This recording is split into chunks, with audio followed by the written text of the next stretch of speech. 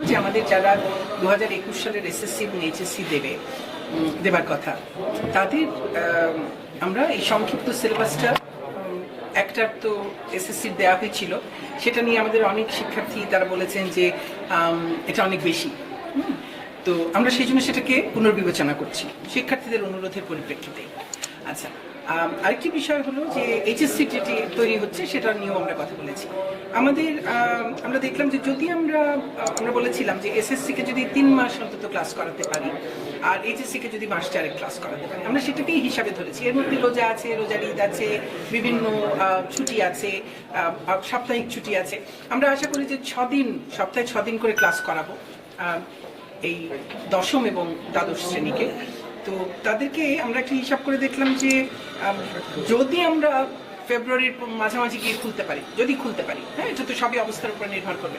যদি আমরা খুলতে পারি ফেব্রুয়ারির মাঝামাঝি গিয়ে, তা থেকে যদি আমরা মে মাসের 14-15 তারিখের দিকে ঈদ, তার আগে আমরা ঠিক শবে কদরের বন্ধটা বোধ হয় 10 তারিখে, তার আগে যদি আমরা পর্যন্ত 9 তারিখ পর্যন্ত যদি আমরা ক্লাস করি, আমরা মোটামুটি সাপ্তাহিক ছুটি এবং অন্যান্য ছুটি ছাটা বাদ দিলে আমরা 60 দিন মতো পাই।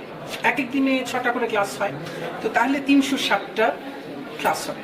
এই 360টা ক্লাস, ধরেন 312টা সাবজেক্ট, গড়ে 30টা করে ক্লাস পাবে এক একটা সাবজেক্টের জন্য। কিন্তু সব সাবজেক্টের তো সমান সংখ্যক ক্লাস হয় না, কোনো সাবজেক্টের কম হয়, কোনো সাবজেক্টের বেশি হয়। এটি যারা সিলেবাস প্রণয়ন করবেন তারা তো জানেন। সেই অনুযায়ী তারা ভাগ করে নিয়ে কোন সাবজেক্টে কতগুলো ক্লাস হবে, সেই ক্লাসে মনে করেন একটা সাবজেক্টে 30টা ক্লাস হবে, সেই সাবজেক্টে 30টা ক্লাসে কতটুকু পড়ানো যায়, কতটুকু একটা শিক্ষার্থী নিতে পারবে, সেই বিষয়টা মাথায় রেখে নবম এবং দশম শ্রেণী এবং এইচএসসির ক্ষেত্রে দিন সংখ্যা আরো ভিন্ন হবে। নবম এবং দশমের পুরো সিলেবাসের কতটুকু নেওয়া জরুরি, কতটুকু তাদের জন্য জানা জরুরি, সেইটুকুকে নিয়ে এই 30টা ক্লাসকে সাজানো হবে। এখন তারা সেই ক্লাসগুলো করবেন, ধরেন একটা সপ্তাহে তারা 3টা ক্লাস করলেন হয়তো ওই সাবজেক্টের, 3টা ক্লাসে যতটুকু পড়ানো হলো, কিংবা 1.5 সপ্তাহ মিলে 2টো চ্যাপ্টার শেষ হলো, তখন হয়তো গিয়ে এইটাও সিলেবাসেই বলে দেওয়া হবে যে এই এতটুকু শেষ করার পরে শ্রেণী শিক্ষক একটা ছোট একটা টেস্ট নেবেন। এটা কিন্তু এই বড় পরীক্ষা না, রুটিন দিয়ে বিরাট পরীক্ষা সেরকম না। এবং এই পরীক্ষার জন্য কোনো ধরনের কোনো ফি কোনো প্রতিষ্ঠান নিতে পারবেন না। এই পরীক্ষাগুলো শ্রেণী শিক্ষক পরীক্ষা নেবেন, যাতে আমাদের শিক্ষার্থীরা প্রতিটা যখন পড়ে তখনই সেটার উপর একটা ছোট একটা পরীক্ষা দিয়ে দিচ্ছে ক্লাসের মধ্যে, দিয়ে তার একটা ঝালাই হয়ে যাচ্ছে। এই করে এই 3 মাসের মধ্যে, এবং আমরা ক্লাস ধরেন 9 মে এই ফর্মাল ক্লাসগুলো শেষ করলাম। ঈদের পরে আবার 18 মে থেকে আবার স্কুলগুলো খোলা থাকবে, এবং 18 মে থেকে আমরা জুনে যখন পরীক্ষার যে সময়সূচি দেব, সেই পরীক্ষার আগ পর্যন্ত সেই সময়টা স্কুলগুলো তাদেরকে যদি তখন কোনো টেস্ট পরীক্ষা নিতে চায় তখন নিতে পারবে। হ্যাঁ, এবং এখন কোনো প্রতিষ্ঠান কোনো পরীক্ষা নিতে পারবে না ক্লাস শুরু হওয়ার আগে বা ক্লাস শুরু করেই। এই যে টেস্ট, প্রি টেস্ট বা যে কোনো নামে, mock test, model test, whatever it is, যে কোনো নামেই কোনো পরীক্ষা এখন নিতে পারবে না। এখন শুধু ক্লাস শুরু হবে এবং ক্লাস শুরু হওয়ার পরে প্রতিটা হয়তো চ্যাপ্টার বা 2টো চ্যাপ্টার শেষ হওয়ার পরে সিলেবাসেই সেটা বলা থাকবে, একটা ছোট একটা শ্রেণীতে একটা পরীক্ষা হবে, শ্রেণী শিক্ষক সেই পরীক্ষাটা নেবেন। এবং সেইগুলো দিয়েই, সেগুলো অ্যাড করেই হয়তো দেখা যাবে যে তাকে পরীক্ষার এই যে 9 মে শেষ করলো, তখনই শ্রেণী শিক্ষক হয়তো বলতে পারবেন এই সমস্ত অ্যাড করে যে হ্যাঁ এই পড়াশোনাগুলো ঠিক মতো করেছে, যেতে পারবে। তারপরেও যদি কোনো প্রতিষ্ঠান টেস্ট নিতে চায়, আমরা তখন হয়তো টেস্ট, প্রি টেস্টের ব্যাপারে তখন আমরা হয়তো আবারও আমরা অবস্থাটা দেখি সারা দেশে কি রকম ভাবে এই টেস্টগুলো কেমন চলছে, কি চলছে, তখন আমরা প্রয়োজনে আবার নতুন করে না হয় একটা সিদ্ধান্ত দেব। কিন্তু আপাতত কোনো ওই test, pre test, model test, mock test এগুলো না, শুধু শ্রেণীকক্ষে শ্রেণী শিক্ষক একটা ছোট করে একটা পরীক্ষা নেবেন কিছু দূর পর যেটুকু পড়া হলো এটুকু সে পড়েছে সেটা জানবার জন্য। আরেকটা হলো ক্লাসে যেমন পড়া হচ্ছে তেমনি এই বিষয়গুলোর ওপর তো আমাদের সব অনলাইনে ক্লাস হয়েছে, সেগুলো অনলাইনে সব অ্যাভেলেবল থাকবে। হ্যাঁ, কাজেই তারা ওই শ্রেণীকক্ষে ক্লাস করার পাশাপাশি বিকেলবেলা যদি অনলাইনে ওটা কারো যার দেখার সুযোগ থাকবে, সে দেখতে চাইবে, সে সেটাও দেখে নিতে পারবে, সেখানেও সমস্যা হবে না। আর এইচএসসির ক্ষেত্রে আমরা যদি 16ই জুন মানে 15ই জুন পর্যন্ত আমরা যদি ক্লাস বাড়াই, তাহলে আমরা দেখেছি মোটামুটি তারা 84 দিন ক্লাস পাবে। তাহলে 504টা ক্লাস হবে, গড়ে 38টা মতো করে ক্লাস হয়। তো সেটাও সিলেবাস অনুযায়ী ভাগ করে নেবে কোন সাবজেক্টে কয়টা করে ক্লাস হবে। এবং সেখানেও একইভাবে এরকম শ্রেণীর শিক্ষক পরীক্ষা নেবেন। তো এই হলো এবং তাদের যেখানে ব্যবহারিক পরীক্ষার বিষয় আছে যে সাবজেক্টগুলোতে, সেগুলোতে এই যে 9 মে এসএসসির জন্য আর 15 জুন এইচএসসির জন্য ক্লাস শেষ হবে ধরে নিচ্ছি, তারপরের সময়টা কারণ ব্যবহারিকের সিলেবাসও সংক্ষিপ্ত হবে, সেই ব্যবহারিকটুকু স্কুল বা কলেজ সেটা করিয়ে নেবে ওদেরকে, ঠিক আছে।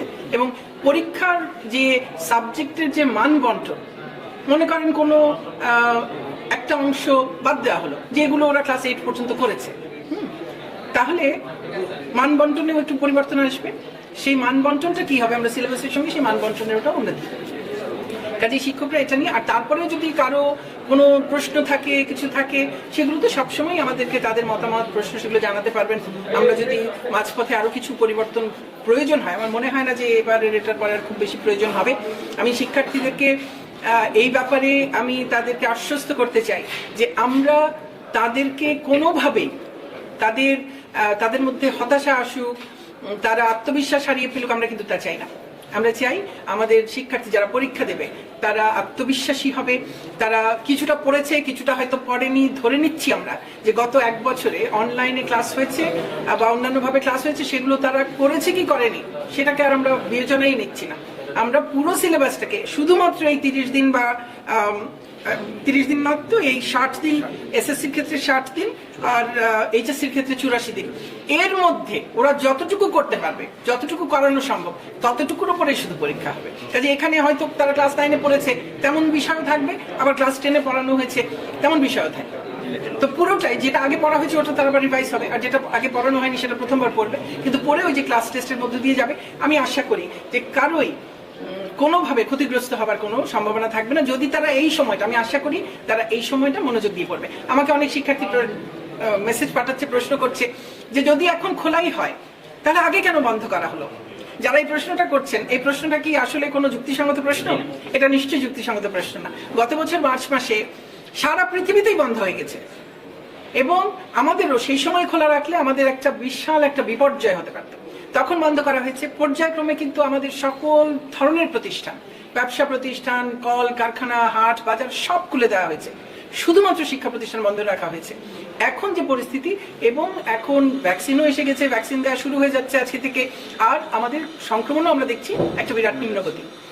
সে কারণেই এখন শিক্ষা প্রতিষ্ঠান, এবং তাও স্বাস্থ্য সুরক্ষার সব প্রস্তুতি নিয়ে তারপর আমরা করছি। তারপরও আমি সকল শিক্ষার্থীকে বলবো, সকল অভিভাবককে অনুরোধ করব, এবং আমাদের শিক্ষা প্রতিষ্ঠানের সঙ্গে জড়িত সকলকে বলবো, আর প্রতিটি এলাকার যারা জনপ্রতিনিধি আছেন, যারা স্থানীয় প্রশাসনে আছেন, সকলেই এটাকে আবার মনিটরও করবেন যে যেন স্বাস্থ্য সুরক্ষার বিষয়টি অত্যন্ত গুরুত্বের সঙ্গে যেন বজায় রাখা হয়। মাস্ক পরেই সবাই স্কুলে ঢুকবে, কলেজে ঢুকবে, মাস্ক ছাড়া ঢুকবে না, এবং যে নিরাপদ দূরত্বটুকু বজায় রাখা দরকার সেটুকু বজায় রাখবে। এই বিষয়গুলো, এবং স্যানিটাইজ করার, হাত স্যানিটাইজ করার, ধোবার ব্যবস্থা সেগুলো রাখা হবে, এগুলো যেন করা হয়। তারপরেও আমরা একেবারে সর্বোচ্চ রকমের সতর্কতা নিয়েও কিন্তু অনেক সময়, আমি নিজেই জানি যে আমি খুব সতর্ক ছিলাম, তারপরেও কিন্তু আমি করোনায় আক্রান্ত হয়েছি। তো তারপরও যদি কেউ করোনা আক্রান্ত হয়ে যান, নানান জায়গা থেকে হতে পারে না। আজকে যারা পরীক্ষার্থী, এবছর পরীক্ষার্থী, তারা কি কেউ ঘরে বসে আছেন? তারা কিন্তু কেউ ঘরে বসে নেই, তারা সবাই সব জায়গায় ঘুরে ফিরে বেড়াচ্ছেন। তো যে কোনো জায়গা থেকেই সংক্রমণ হতে পারে, এটা শুধু যে শিক্ষা প্রতিষ্ঠানে আসলে হবে তা নয়। আমরা চাই না কেউ সংক্রমিত হোক, কাজে সবাইকেই বলবো যে আপনি, আর যদি কারো জ্বর থাকে, শ্বাসকষ্ট থাকে, কোনো ধরনের কোনো উপসর্গ থাকে যেটা করোনার উপসর্গ বলে মনে করা হয়, তাহলে তিনি শিক্ষা প্রতিষ্ঠানে আসবেন।